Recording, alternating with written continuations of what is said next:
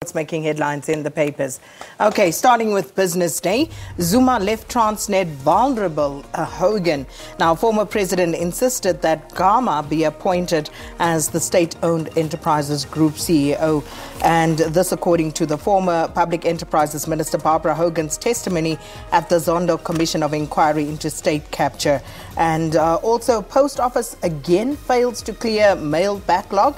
The Post Office has missed a self-imposed deadline to sort through its backlog from 2-week strike in July, and it still has about 7.8 million items to dispatch. You do know that I have one sitting there. My husband's birthday present is sitting in there. Still? Yeah. Okay, but reading that, I'm not surprised. Still sitting there. I'm still waiting. You better buy another. Do you know, I brought it we bought it in America. Now, I was getting updates on email from the US Post Office, but constant updates. It's left Nevada, it's gone here, it's landed here, it's in it. I was even getting updates in the plane.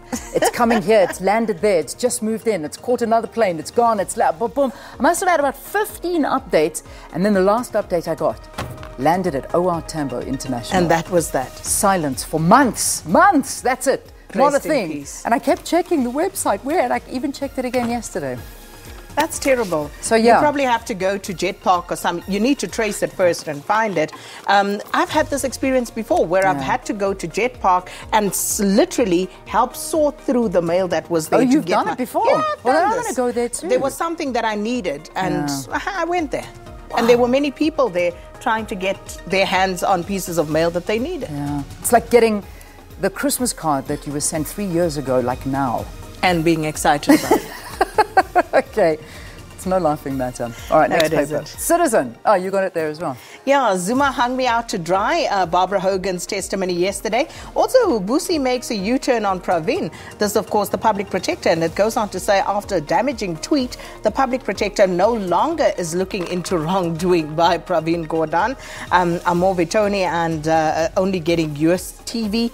Singer slammed for lacking respect as the rugby legend's will is upheld by the High Court. And Eskom coal dwindles even more. All right, then the Sowetan, again, no surprise, Hogan on the front page there as well. Hogan puts ANC on trial. Zuma hung me out to dry, is what she said. Party NEC interfered in the appointment of the Transnet CEO. All papers, all news running with the very, very same angle of this story, which I think we were all sort of looking into. And then this story, goodness gracious me, stillborn's family beats up the midwife.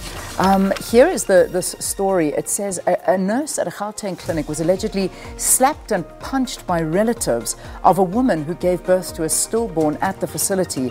The attack caused a partial closure of Rama Koponopi Clinic in Katlehong in Ekurhuleni. About 60 staff members were removed from the clinic by Denosa due to security concerns. They say that the trouble started when a woman who was in labor was brought in by emergency services on Saturday night. She said the woman, who was accompanied by her parents, rushed into the delivery room, gave birth, but unfortunately was a stillborn, and then the drama started. The woman's parents were furious that the babies had died, and then they started assaulting the midwife inside the clinic, and then it just started getting out of hand. It's a terrible story, it really is. So that's that story. And then the cheating principal kicked out of exams. We had that in our news bulletin as well. And Danny backs Baxter. That's a sporting story. It's Danny Jordan, obviously, going after and supporting Stuart Baxter there. Yeah, it's international weekend this coming weekend. So, yeah, that's what's making headlines in the newspapers this morning.